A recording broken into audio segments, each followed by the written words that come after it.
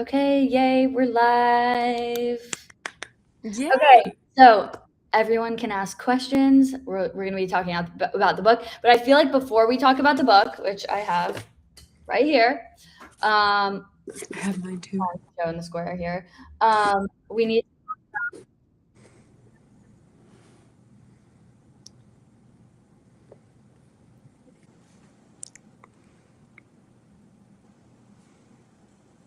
What is happening? Okay, I can hear you. You can hear me? Okay. Yeah. Sweet. Okay, yeah, you're unmuted. You're good now, I think. Okay. Wait, why do I keep hearing my? Is it echoing to you? Yeah, it's echoing. Let me. Okay, well, technical difficulties, guys. 1 second. You sound great to me. I know, but it's echoing to you. Let me see. 1 second.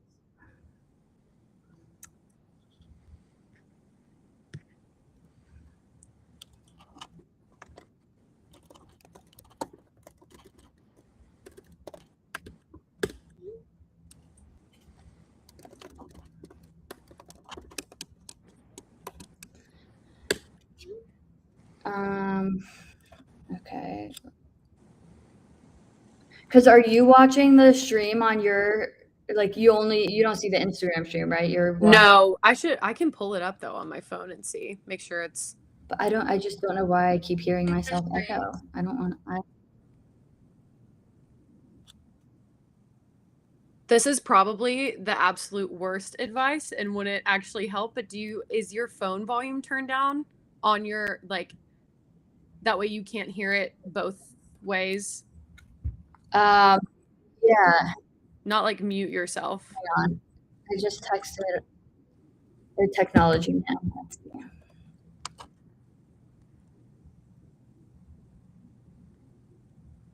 As Taylor would say, this is part of show business. All the questions. Refresh your page. Okay.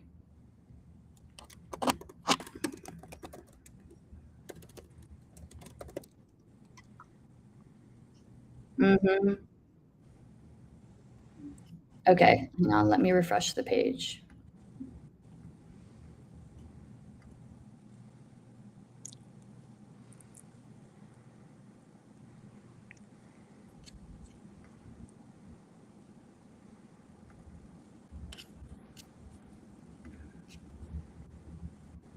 No, I think it's still happening.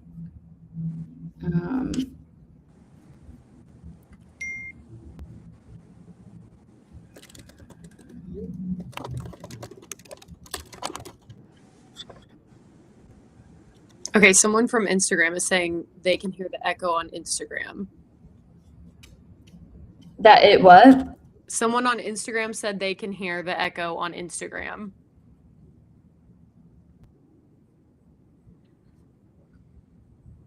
I wonder if I need to, you know what, I could try to I'm going to put headphones in. Let's see if that works. Although I might have to change the source on here.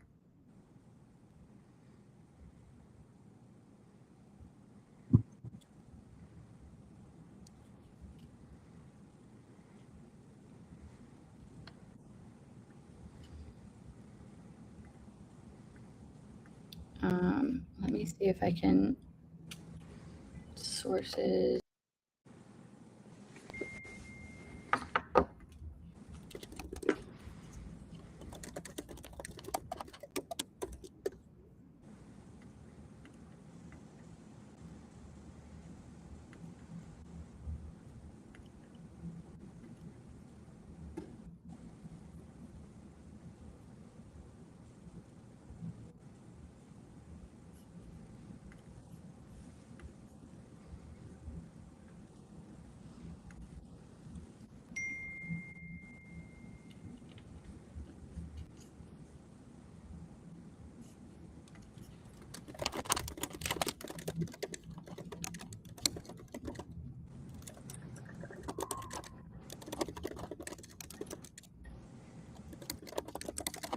Okay, more people are saying no echo.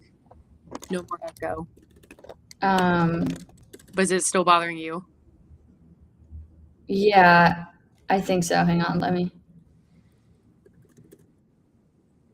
Yeah, it keeps like relaying. Yeah.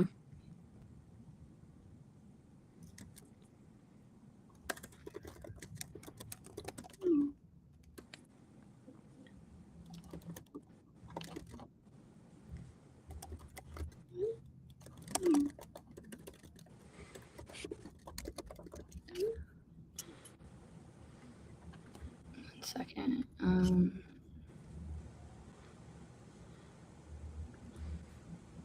Okay, let's try this. I feel like I may have just fixed it. Okay, let's try this. Sweet. I think I fixed it. I think I was really dumb and I had an old tab open and I think it was watching it from YouTube and we were hearing it. That's what was happening. Okay. Well, you sounded great the whole time. Thanks. Okay, now let's get started. Awesome. Okay. We're back. Well, you know what? Let's just stay on the stream and go through questions that were in the chat. Sweet. You've got some good ones so far. Do you want me to go ahead and ask you one? Are you ready? Yeah, go for it. Go for it. Okay, this is a nice, I feel like an easy one to start out with. Somebody said that they absolutely love the book and they want to know, what is your favorite Taylor Swift song? Ooh, my favorite Taylor Swift song, probably. I mean, that's an impossible question to ask any of us, I think. Mm-hmm. I love You're on Your Own, Kid. I love Guilty as Sin. I love I Hate It Here, The Prophecy, anything on the Tortured Poets department. Mm-hmm. Picking up what I'm putting down. That's my favorite album. Yeah, that would probably be okay. But before we get into the questions, I feel like we have to talk about the fact that last night, Tight End University, Taylor came out and surprised us all and sang Love Story. And it was the most epic thing. And I tried to go live for everybody who's watching. I promised I would try and go live, and I did try, and I had no internet. So, and this is Britain, and she should have come, but wasn't able to make it. I know. I wish I could have. I was so jealous, but she looked incredible. That's what most of the questions are about, that of asking about last night and asking if you got to talk to her, if you got to meet her, anything like that. No, I didn't get to meet her last night. Hang on, I'm catching up on the chat from like the 6 minutes of technical difficulties I was having.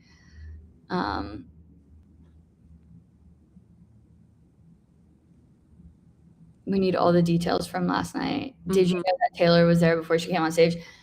She wasn't in the crowd. Like, I didn't see her in the crowd, but I had heard that she was gonna be there and likely perform. And I ran into some Swifties last night. It felt very Eras Tour. It was very reminiscent of the Eras Tour. It was fun to see people again. And okay, I'm delayed in the chat. I read the whole Southern Girl Vibes. I read the whole book. It was amazing. Thank you so much. Okay, go for it, Britton, if you have any questions. Okay, sweet. I do want to read this one. This isn't a question, it's just a statement, but I agree with it. Somebody said good choice on the fit last night. I agree. Oh, you looked absolutely incredible. Thank you. Everyone was so nice helping me pick. I was torn. Yeah, well, you looked amazing. But I feel like this is a good question for the book for anyone who has not gotten a copy yet. Somebody wants to know, what are the chapters for the book? And not necessarily every single chapter, because that's kind of a long question to answer, but like, how would you say, because I feel like you organized it so well, the way that you told the story, what kind of, like, when you sat down and decided you were going to write this, what was your process of thinking of how you were going to capture like 20 years of such a complicated fandom in the best possible way into a book that would be like a nice, easy read for someone who's in it or someone who's never been a part of it to both be able to understand perfectly? Yeah, okay, that's such a good question.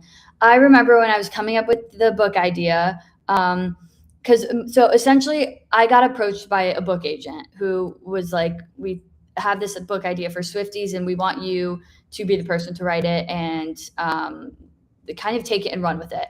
So they had some ideas, but I knew that I wanted to include the Tumblr era because that was like the era that really brought me into the Swiftie world. Mm-hmm. And I knew that was going to be a pillar for one of the chapters.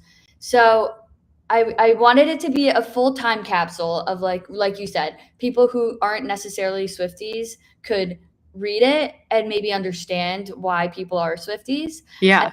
people who have been there since the very beginning would probably read things and be like, oh my God, I forgot that happened. Even I forgot certain things happened that I wrote about. And I had to go back into the archives of my photos and my old Tumblr and all of that to kind of re-immerse myself and get in that headspace again as if I'm like a 13, 14-year-old girl on Tumblr scrolling. Mm-hmm. And then I wanted the newer Swifties because, we got an influx of new Swifties during the Eras Tour. I wanted them to feel like they can catch up on all the lore, anything that they've missed up until now. So when going through each chapter, I knew I wanted a chapter about the Tumblr era. I knew I wanted to talk about my secret session experience about meeting Taylor because that was also such a special moment for me as a fan. And then I wanted to have a chapter that covered the Eras Tour originally was gonna not be its own chapter. It was part of the tour's chapter, but I had so much to say that I was like, this has to be its own chapter. And I think it deserves its own chapter because it was such a massive part of our 20-year journey, even though it was only 2 years, but it catapulted her to new heights, and pun intended. And our fandom just changed so much during that time. So Mm-hmm. it's going to be a chapter. And I knew chapter 13 was going to be a very fairy tale-esque, hang on, let me silence. I knew chapter 13 was going to start with Once Upon a Time. I wanted it to be very storybook and tell our story from beginning to end with the very happy ending that we now have. And yeah, so I don't know. Don't think I went into it knowing exactly how it was going to be mapped out. I kind of just took it chapter by chapter. And Mm-hmm. I think chapter 2 was the first chapter I wrote, which is about the music because, that's what kind of started it all. Yeah. I mean, I think you did. I don't think it could have been told in a better way. Like it Yeah. was just absolutely, it's so nostalgic and also so exciting. I just think you did such a perfect job. And I wouldn't have thought to organize it that way. I feel like it would have been more chronological in my brain. And it was like such a good mix of chronological, but also your story. And that's what's so special about it too, as like just reading it for entertainment and getting to know you. And so that brings me to this question. This is from Ash, who wants to know, what was your favorite chapter or section of the book to write? Maybe the Eras Tour one, just because I was writing this book during the Eras Tour, so it felt so fresh, and I knew I needed to do. I mean, I knew I wanted to do justice to our fandom throughout the book, but the Eras Tour was such a special one that we were currently living, and I was like, I need to be able to capture the magic of what this is Mm-hmm. through the book. And I remember I had just handed in my final edits, and then the Eras Tour documentary came out. And so much of what was talked about and so much of what Taylor said the Eras Tour represented was exactly what I said in the book. So I was like, okay, I think I nailed it with the magical part of the Eras Tour and why it meant so much to all of us. Oh, Um, yeah. that was probably my favorite. And then maybe chapter 12 was really special, getting to include a lot of the Swifties that follow me on Instagram in the chapter and seeing how much of a difference in their life being a Swiftie has made. And that's what the book's about, like how the Taylor Swift fandom changed our lives. So that was really special. And so I hope that if or when Taylor reads it, I hope that's her favorite chapter. Yeah. Yeah. Well, I kind of wrote down this just for anybody who is like wanting to know what the book is if somebody stumbled across this live and is like, what's going on? I feel like, and I want to know if you agree with this, that it's not just like a very beautifully done thank you note, long thank you note to Taylor and what she's created, but it's also just such a seamless explanation of the magic of like why it is so magical to be a Swiftie, because it's not just like what so many people kind of, hear, oh, you're a Swiftie, you're a fangirl, you're, whatever. It's like there is so much to the community that makes it special. And I feel like you really nailed that. And it's almost like that was the focus of it, not just Taylor, but what she's created and what the Swifties have done with it, Well, thank you for saying that. Yeah, no, I do think we're like a once in a lifetime fandom for sure. I don't think there's any community like ours. Oh, I agree. And this is a good question to bounce off of that. Sophia wants to know, what chapter would you recommend to a non-Swiftie to read to better understand the fandom? Okay, so that is probably my best friend and roommate, Sophia, who I've been trying to convert into being a Swiftie. And I feel like it's working, right, Sophia? I would say chapter 12. Honestly, chapter 12 would probably be what I would recommend to a non-Swiftie to read. And that is because I think if they read it, then they'll have a better understanding of why it means so much to so many people, and they'll be like, okay, like maybe I'm not a full Swiftie now, but I get it. Like, wow, it has brought so much joy and community and yeah, so many memories for so many people.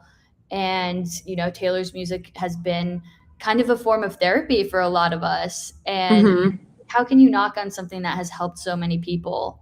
So I think I would probably say chapter 12.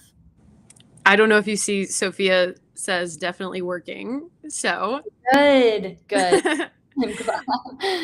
Have you had anybody tell you about like that they read this book, that they don't consider themselves a Swiftie or a fan at all, but they read the book and that they, got something out of it, or maybe it kind of changed their mind a little bit? I think I've gotten a couple DMs like that. No one I've met in person has picked up the book or told me that they picked up the book and it made them more of a fan. But I've gotten a few DMs of people saying like, I'm new to this. I'll definitely be ordering your book. And yeah, I don't know. I hope that's the case though. I really hope that people who are just curious about our fandom pick it up and read it and maybe, open their minds a little bit. Cause I do think we're a fandom that gets judged a lot. And it's crazy to me because people keep talking about collective effervescence and they keep, referring to the Knicks game win and how everybody in New York was coming together because they were all supporting this team. And I'm like, that is the same kind of bond that we've had the last few years. I mean, the last 2 decades, but especially during the Eras tour. And there were so many haters.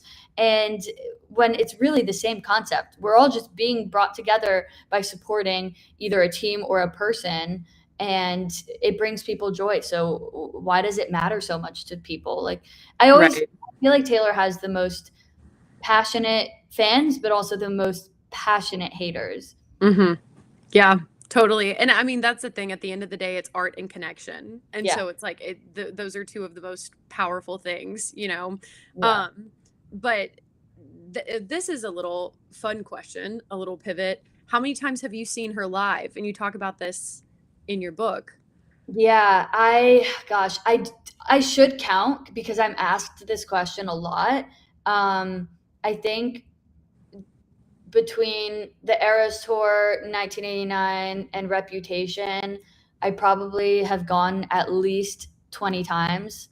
But keep in mind, it used to not be difficult to get tickets. Oh, yeah. It was a thing. I would travel to shows. I would travel to different cities, meet up with different friends that I had from Instagram or Tumblr, and we would just bop around and go to concerts. That was our thing. And we would pay, $200 for front row floor seats. It's crazy. Yeah.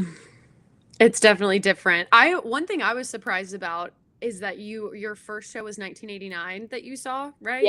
Yeah, that was my first show I saw too. And that's what I think I had just assumed that you must have been at, every single tour, but me too. But that's what I thought. That I think it's kind of even cooler, just because it does go to show. I think a lot of people get very overwhelmed with like they want to be a Swiftie, but there's so much lore and so many Easter eggs and so many things that they feel like they can't really participate. And that's why I think that, have you had people tell you that this is kind of like, kind of like the Taylor Swift Bible, to where you can now understand, like, if you want to get in on it, you can literally relive all of these memories and understand all the little inside jokes and where they came from. Absolutely. I've had so many people tell me that. And that's what I was going for. I mean, yeah, I hope it makes the newer Swifties feel better that I wasn't there in 2006. I was not one of the first Swifties ever. I was 6 years old. I was not really listening to music at that point. Right. And then I had my tomboy phase. I was really into sports. And then I eventually found music. And then I found Taylor's music. So my first show, because I became a Swiftie probably right after Red, and like probably after the Red tour is when I went full Swiftie. Before, like, I liked her, I was introduced to her, but it wasn't until probably 2013, early 2014 that I really went into it. So yeah, my first show was 1989, which I guess was a decade ago now. Yeah. Maybe a little more. Yeah. 2015, I think. Yeah. Yeah. Crazy. Absolutely insane. This is such a funny question. My eyes just popped on it, and I'm curious to know, have you seen any Taylor Swift tribute bands? I haven't, which is you? Mm-mm. Okay. Yeah, I'm surprised that I haven't, but I feel like there are definitely a good amount of them, right? Yeah, and like not in a bad way, impersonators, but like the Taylor Swift. Oh, I mean, I've seen them on Instagram. I have too. Up on my feed all the time. I think it's hilarious. But yeah, no, I really haven't. I want to go to more like Taylor themed stuff. I feel like Tight End University last night was, it's football, but it kind of was more of a Taylor themed thing because all the Swifties were there. Speaking of football, somebody asked this question earlier about, and you talk about this in the book too, about, a lot of the Swifties have become interested in football for obvious reasons over the past few years. Were you at all interested in football before then? And how has that been like, because you've been to Chiefs games, a couple of them, right? Yeah, I went to a bunch a couple years ago. So I have always loved watching football in shows, like Friday Night Lights, one of my favorite shows, All American, love that show. And I never really watched it consistently, like in the NFL on TV, because I never really had a team to root for. No one in my family was like hardcore football, so I just didn't turn it on every week, But because I always loved watching it in TV shows, when Taylor started dating Travis, I was like, okay, well, now I have to tune in. And I started watching the games, and I loved it. It made me like fall in love with watching football, and that's what another thing. People are like, oh, you're a Swiftie. That's the only, you don't care about football. Who cares what brings you into it if you end up liking it, right? For someone, it could have been their dad. And for me, it was Taylor Swift. And for a lot of us, it was. So, yeah, I went to a few games, and the energy there, it does remind me of being at a Taylor concert. People are so dedicated there. It's crazy. That's what I think that's so sweet about in your book. You talk about how many parents have been brought together, not only over Taylor Swift, but also over, now that there's this, there's football and Taylor Swift, dads and daughters sitting on the couch together. And that's just, I was curious to ask you if there have been any like younger girls or just girls in general that have said that they've, given this book to a parent as a gift for them to kind of understand it a little bit more. Cause I think a lot of parents want to get it, and they want at least the like, the Easter eggs and stuff like that, but it can be overwhelming, Yeah. I actually, surprisingly, a lot of my DMs are like husbands getting it for their wives, or recently I've seen a bunch of like kids getting it for Mother's Day and Father's Day. So yeah, there's been a lot of that. It's so cute to see that. But I get the sense from the messages that the gifts that were for the parents, like the parents were already Swifties. Yeah. So, but it would be interesting to see if there's any dads out there maybe who don't really understand it, but their daughter is a big Swiftie, and so they read the book and maybe they will get it, Yeah, totally. There have been a lot of people asking this, and I feel like you kind of, maybe there's new people joining, I feel like you kind of touched on this of like when you said if Taylor does ever have this, you know, book come across her desk some way, shape, or form. But a lot of people have wanted to know if you have tried to get it to her, if you want it to get to her, or, you know, if it could, what you would hope her, you know, takeaway would be. So, yeah, people ask me this all the time. Mm-hmm. I haven't, like, you know, gone out of my way to find exactly how I could get it to her. I've sent it to people who are very close to her, and if they like it, then they will, I'm sure, share it with her. So Mm-hmm.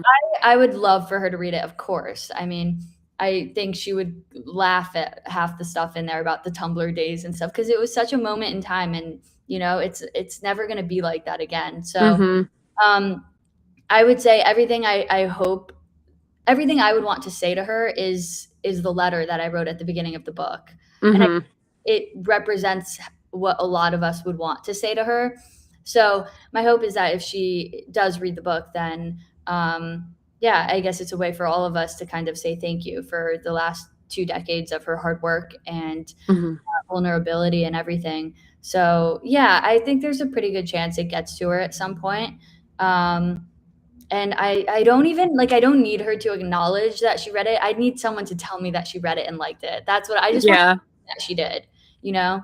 Yeah, totally. I have no doubt that if she read even just like a single word from it, she would love it. I'm sure she would absolutely adore it. It's just so, it's literally like there's no part of it that's even remotely like inauthentic, not just like to you but to the whole Swiftie community. It was, there couldn't have been a better person or a better writer or any like way of telling the story to represent it so well.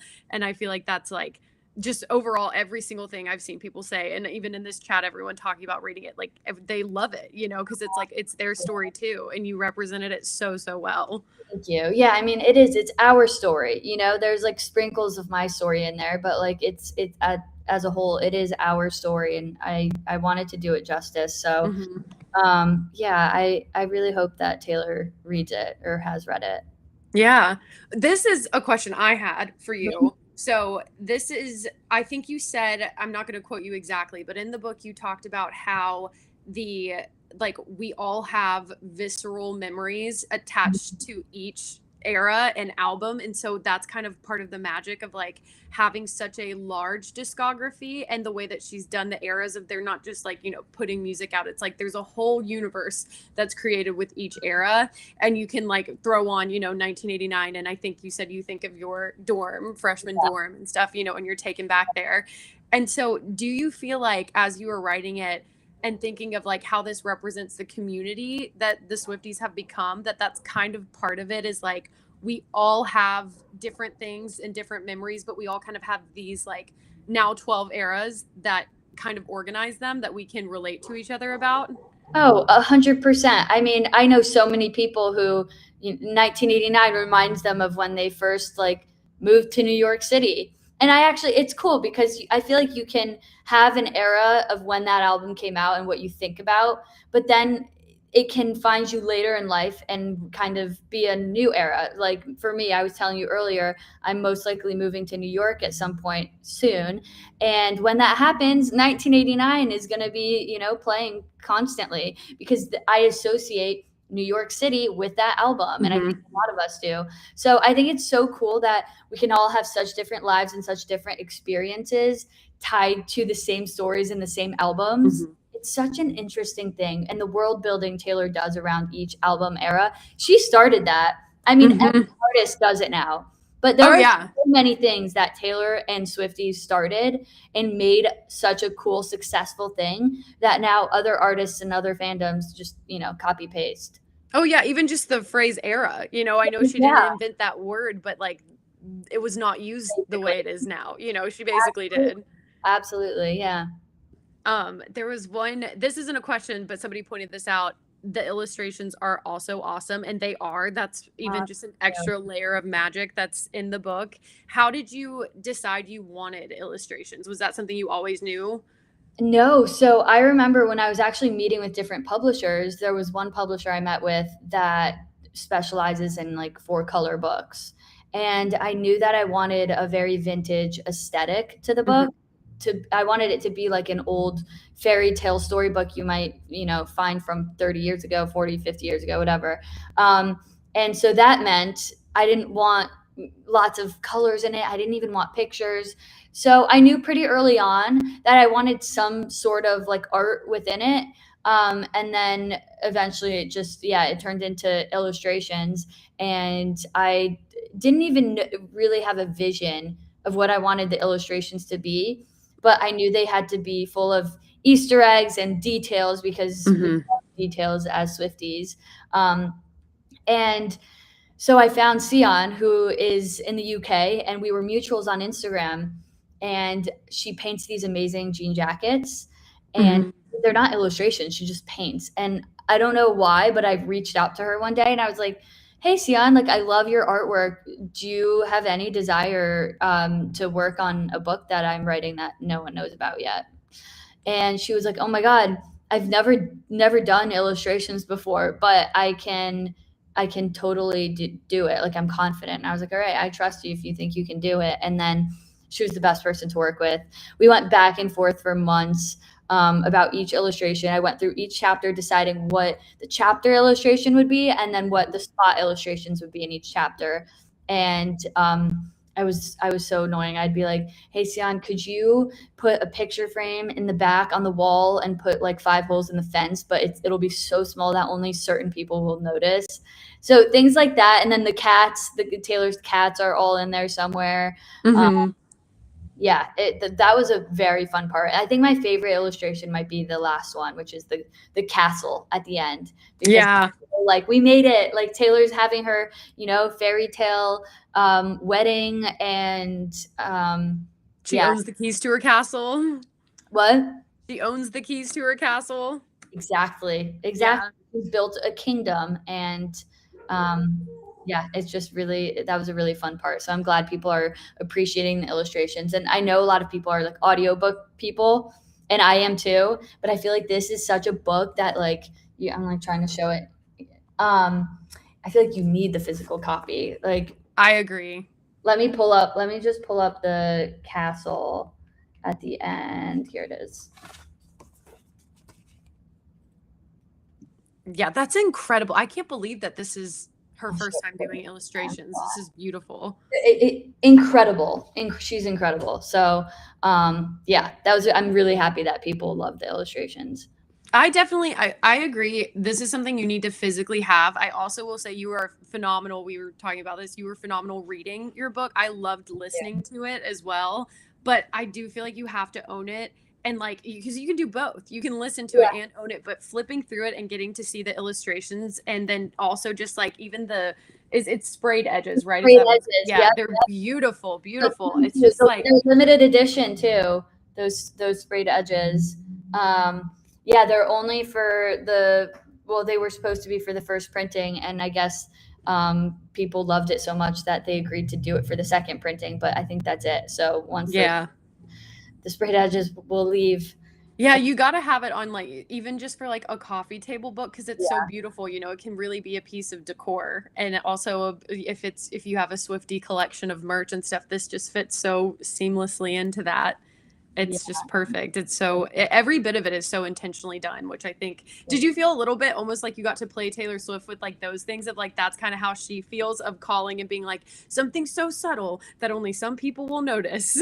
Yeah, I mean, in the moment, I didn't think of it that way, but now that you say that, 100%. I mean, I learned from the best, right? Even when I was teasing the book and posting about it online, that was such a fun moment. When I announced the book, I had intentionally been dropping little Easter eggs, but no one had any idea what it was until I dropped like a big hint about something was coming. And then everyone started going through my recent posts. They were like, "Well, you had a friendship bracelet with these letters on it, and you said that you were talking about, no, it's Becky, and you said wouldn't it be cool if there was one place where you could find all of this lore?" So I had been doing that, and then even after the book was announced, it was so fun to play Taylor and kind of just show people little parts of it and get everyone super excited for it. It was like the best way to launch a book. Yeah, I feel like it kind of like would let you know. I feel like I can already imagine, and most of us probably can because we love the Easter eggs, but I feel like getting to play Taylor in that way would get you to understand like why it's so much fun for her too, which Yeah. I love that part of the book where you talk about the parasocial relationship is mutual, you know? Oh, yeah. Like I love how you address that because I think that that's something I'm curious to know, like your thoughts on it. The word parasocial has such a negative connotation to it, especially on the internet, which I find ironic when Yeah. people talk about it there, but that it's especially with Taylor Swift, people love to use that as a dig at Swifties. And so I feel like that part of the book is really important. And so did you always know that that was going to be something that you would include? It's such a common term in our fandom, and, people say it as a negative thing. We don't really say it as a negative thing. I kind of wanted to reclaim the word because Yeah. I wanted to show, whoever reads it that it's not always a bad thing. And in our case, of course, there's going to always be the people who take things too far and are a little too parasocial. But in the way that I see our parasocial relationship with her from the very beginning, it was just like being social media friends and getting to know each other and, kind of rooting for each other, her through her music, us by supporting her music and her as a person. And I think we kind of just saw it, like she saw herself in a lot of us and our stories, and we did the same through her music stories. So I don't think it's like necessarily a bad thing. I think, yeah, if you're trying to, get in her private business and everything, that it's like, okay, you're crossing a line. But to just support someone and want the best for them because you're so invested in their story, because they've been so vulnerable their entire life about their journey, I think that's totally fine. Yeah. I think so too. I think that's you did exactly that of reclaiming it because it really did paint that picture so perfectly of it's like it's more about it's fun, you know? And like you said there's a line, but it's like for the most part it's just fun. Right. And this is a very sweet comment. Somebody said where did they go? Okay, download it. This is Wildest Beads. Downloaded your audiobook for a road trip with my Swiftie bestie and we sobbed the whole way. Oh Thank my you for all you God. do. Uh, What chapter or section writing did you feel the most emotional about? the Eras Tour, and the Stories of Us, chapter 12. Mhm. Hands down, those two. Because like I kind of said earlier, the Eras Tour, we had just, like, I was writing this during it and I knew it was ending soon. So, and then, I was also editing all of this after the Eras Tour. So looking back on it and knowing it's a moment that will never happen again, that was very emotional. Mhm. Yeah, just reading everybody's stories, I was like, oh my God, wow. Like, I hope Taylor sees how much of a difference she's made in all of these people's lives. And it's so cool to be able to see yourself in your story and the difference that being a Swiftie has made in your life through someone else's comment about made in their life. So I think that was really special. And then chapter 13 too, because I feel like it's just the happily ever after. Yeah. But that's so sweet that they listened to it on the road trip. Thank you for doing that. That just makes me so happy. This is a little segue to a question that somebody is asking on here. But first, what you were just talking about, you were writing this while the Eras Tour was going on. How many things happened as you were writing it that you had to like write about? Like how many Oh big my God. Swiftie events So occurred? I mean, off the top of my head, a few big ones that I added in were Tight End You last year Mm-hmm. there. And then I added in Taylor getting her master's back. That was a big one. I'm so Mm-hmm. happy. It's funny because I used to, when I first got the book deal, I was like, I want to get this book out ASAP because the Eras Tour is going to end. Like, I want people to still care, and Right. we always will, which is what matters. But the timing just worked out so perfectly. And originally, I thought it was going to be, too far away, but I was able to include that, and then the proposal, the engagement, of course. So I had to add that in. The life of a showgirl, I Oh added yeah. yeah. So I added up until, um, I think I handed in my final edits in, like, December or January of this year. Yeah. So it's, I was able to add in a lot of the stuff that happened 6 months prior, which was so cool.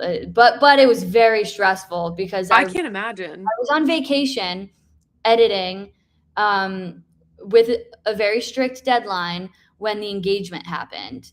And I was like, "Oh my gosh, I now have to." I didn't, that was like a fake vacation. I was Yeah. on a cruise. I sat in the room the entire week editing and adding things, and Well, yeah. yeah, because you can't leave that out. Yeah. No, you can't leave it out, and also it's, yeah, I added it in as, like, a historic day in the chapter, but I also needed, now that, they were engaged and getting married, there were so many little anecdotes I could add throughout the book about it. So Mhm. I had to go through and be like, "Okay, well, I should reference that here or here." So it was just, there were a lot of things. And Yeah.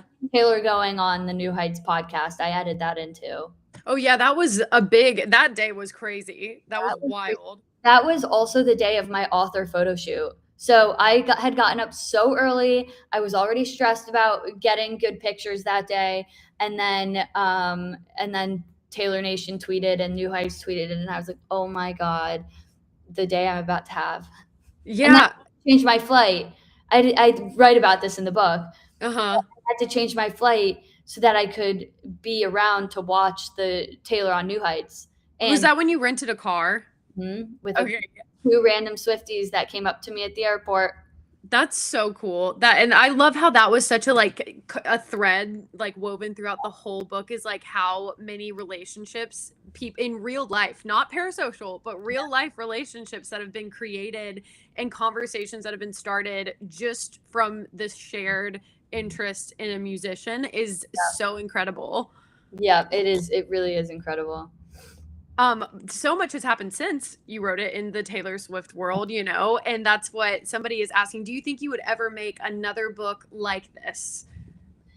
Um, I maybe in 2 more decades when there's, another book full of things to say, I could do The Story of Us Part Two, um, and kind of capture the next 2 decades of her life. But I don't know. I would love to write another book. I just don't know if it would be necessarily about the same thing. Yeah. Yeah. But and then someone asked us earlier of if you always knew you wanted to write a book, which I think you've talked about before, or Yeah. I don't, yeah. Yeah, yeah. I have always wanted to write a book. It was actually, I have a notes list in my phone of, like, bucket list goals that I want to do in life. And one of them was write a book. I just truly never thought it would be this. I didn't Hmm. know that was a possibility, because otherwise it would have, that's what it would have been. Of course, I would love to write about Taylor Swift and Swifties for my first. Hmm. But yeah, I didn't ever think that would even be an option. Like, it truly didn't cross my mind. I thought it was gonna be about, I don't know, life and the things you learn and wisdom and spirituality. I don't know. Well, you are a fantastic writer. So, if there's anything you can't spoil, then by all means ignore. But is there anything that you could see yourself working on, whether it's different or, in the future? Do you think if you were to write, maybe a fiction book or something completely different, do you feel like Taylor Swift will always be a little bit of like an inspiration for your writing? Absolutely. I mean, even if I were to write another book down the line, let's say like 5 years down the line, I write a book about what I thought my first book would be about, being a young woman entrepreneur, life in Hmm. your 20s, moving to a new city, dating, the shit you go through, the lessons you learn, like all of that wisdom. Um, I would, all of that are themes that are weaved throughout her songs. So Hmm. literally anything I do is going to probably unintentionally be inspired by what I've learned through her music. Hmm. Yeah.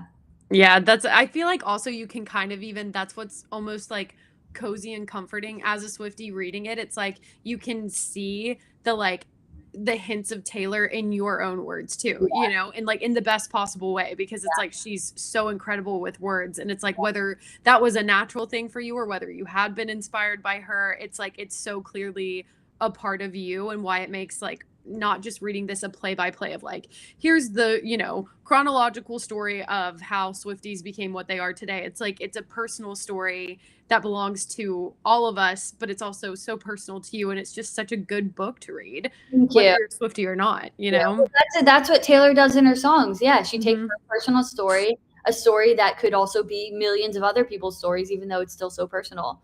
Yeah. So yeah, I think yeah, that's yeah. I I just think lost it's my train of brilliant. thought. No, you're so fine. Well, one question that I think someone asked earlier, and I cannot find it, but the way that they phrased it was probably better than this. What era would you describe you when you were writing this book, if you had to assign an era of Taylor's, and what era are you in now?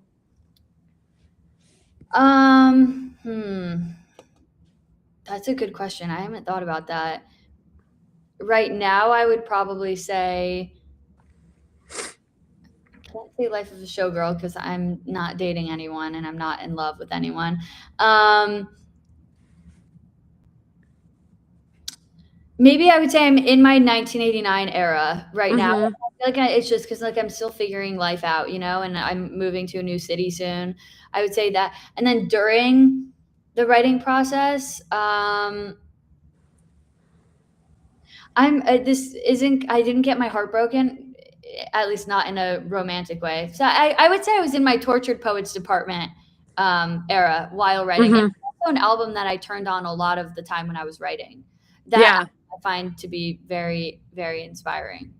Oh, absolutely. Even just on a like vocabulary level, Yeah, you know. yeah, yeah. It's very literary.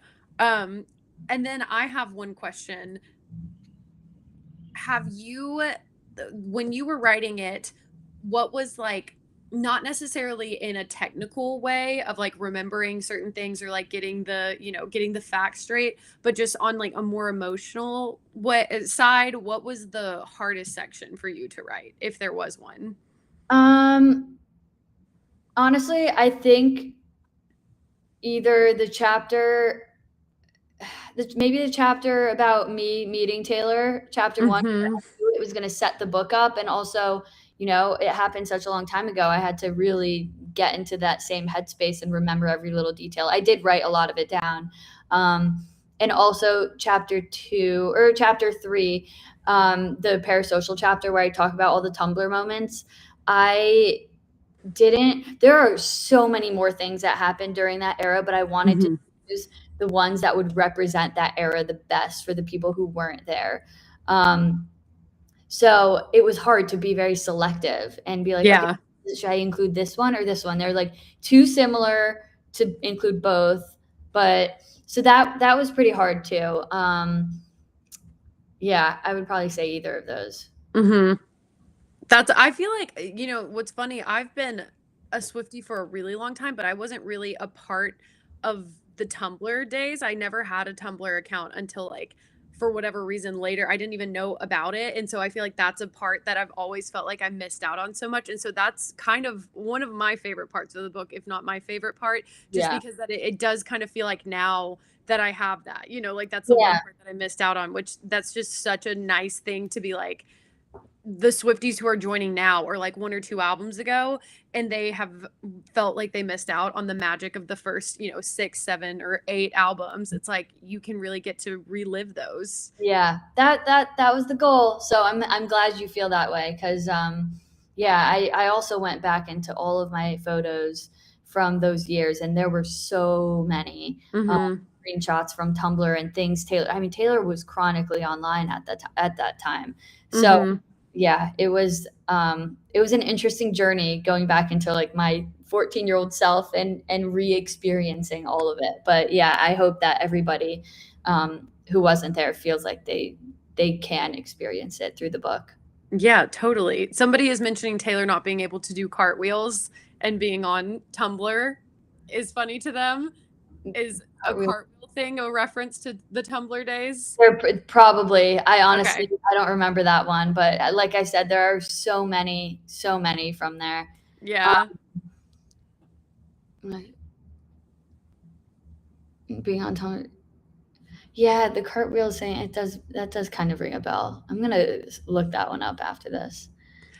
There have been a lot of questions of people asking if you've gotten to meet her, which you talk about that in the book of when you did, without giving away that whole part of the book, because I feel like that is, like you said, it's such a great way to set up your story and the book as a whole. What is, like, if you were only able to tell somebody one thing about that experience and getting to meet her, what would you pick to share? Ooh. That's a tough one. I mean, the whole thing was just so surreal. I guess I would say my biggest takeaway from it, which I talk about, is just how normal she was. And, Mm-hmm. you see her all the time in the news, and you kind of, especially at that age, I feel like I idolized her at the time. And I think a lot of people do. And then when you talk to them in a room, just person to person, you're like, oh my God, you're just a normal girl. And Mm-hmm. yeah, so I think it really put things into perspective for me of like, wow, she's just a normal person. She's so nice, so down to earth. And yeah, I really appreciated the fact that, like, when you talk to her, there could be, noise, other people trying to talk to her. She's locked in, like the eye contact. Yeah. Like, she truly makes you feel like she cares. So yeah, I guess that's the little sneak peek I'll give. But, getting into the van, handing over your phones and your wallets and everything, getting into a van, that part is so crazy. That part always makes me laugh because I'm like, I would never do that. You're told not to get into vans and, Right. like, not give your things away. And then in my case, I was lucky enough to be taken up to Taylor's Watch Hill house. So That's just absolutely incredible. And so, especially for the album that you got to, listen to, I feel like that's just such a truly, literally a once in a lifetime opportunity that not many people get to have. And so it's like, it's such a gift that you got to write about it and share that with the people who, I felt like I was there when I was reading it. And I was like, this is so, I've yay. always wondered, what is it like? Yeah. Well, and it was also extra special because, Reputation, she had disappeared for a while. Hmm. So it was kind of like her resurgence back into the public eye, but she didn't do it through press appearances and stuff. She did it in a room in her house with fans, which I thought was really special as like a Hmm. comeback. Yeah, I think that I really like too how I think, and correct me if I'm wrong, I think you kind of talk about this at the end when you're going through the Taylor's version story, and then also her reclaiming her masters. And obviously, as we know, Reputation we do not have, and that's the album she felt she couldn't improve on. So when that was something, did you say that her reclaiming her work was something that you had to edit in, or were you still in the process of writing it when When that she happened? bought her master's back, Mhm. um, I think I was about to submit my draft. So I was about to go into the edits, I think. Okay.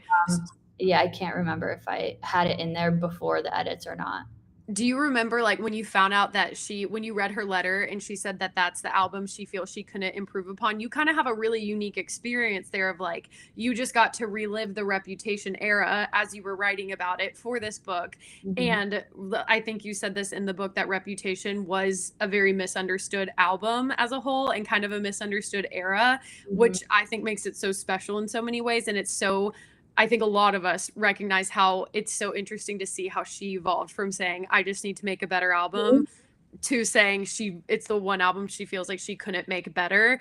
And did you have a moment there of being like, this is so interesting to get to be writing about this journey while this is happening and see that transformation? Oh, for sure. That's a really good question. For sure. And I think that it's so cool to see how she's so sure of herself and who she is as a person now. Because Hmm. I wonder if back in the day when Reputation came out, that the fans loved it. Like, we loved it, but the general public hated the album. Hmm. They didn't get it. I think they listened to Look What You Made Me Do and judged the album based off of that. Hmm. Never gave it a second listen. Um, But I think back then she probably cared a lot more about what those people thought about her music. And it's cool to see that now she really doesn't care because she looks back on it and she's like, no, that was actually a really, really good album. And Yeah. it's funny that it's become like a fan favorite among the non-Swifties now too. Mm-hmm. I know so many people who are not Swifties, and you ask them what their favorite album is and they say Reputation. And I'm like, Oh yeah. not have said that 10 years ago. Yeah, I've noticed that too of like they're like the one album that's good is Reputation. It's like, well, that's the one that people were the biggest bullies about. So that's funny.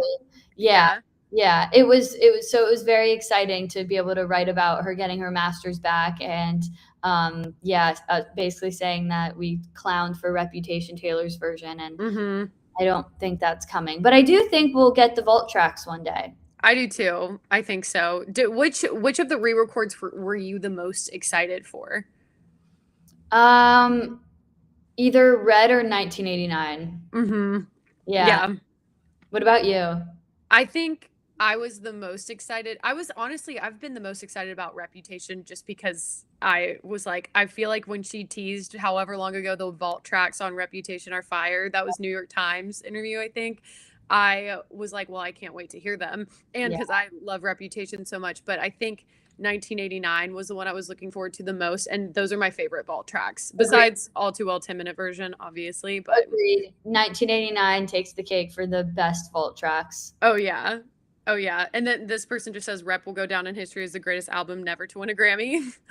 Yeah, and honestly, the Tortured Poets Department deserved Album of the Year. And hot take, I would have preferred it to win Album of the Year over Midnight's. I agree 100%.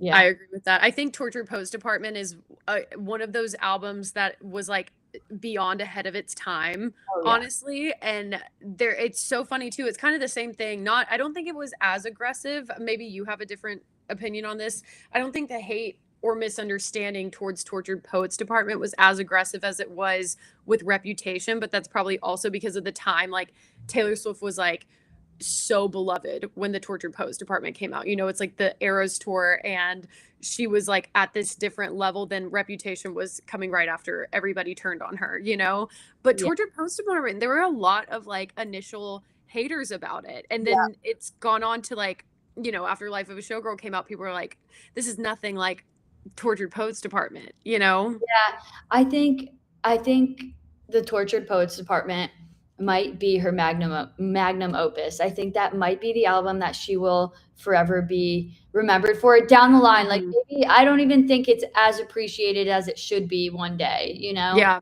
I think it will people will look back, people will study that album and be like, I fully agree. Yeah. I fully agree. I have two questions on just a personal note for my own curiosity. I'm sure other people will enjoy hearing your answers.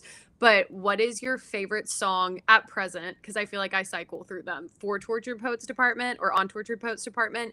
And which one was the first one you heard that you were like, oh my God? Like the night we, all sat down to listen to it, the one that struck you initially? I think the one that struck me initially was But Daddy, I Love Him and Who's Afraid of Little Old Me. I think both of those.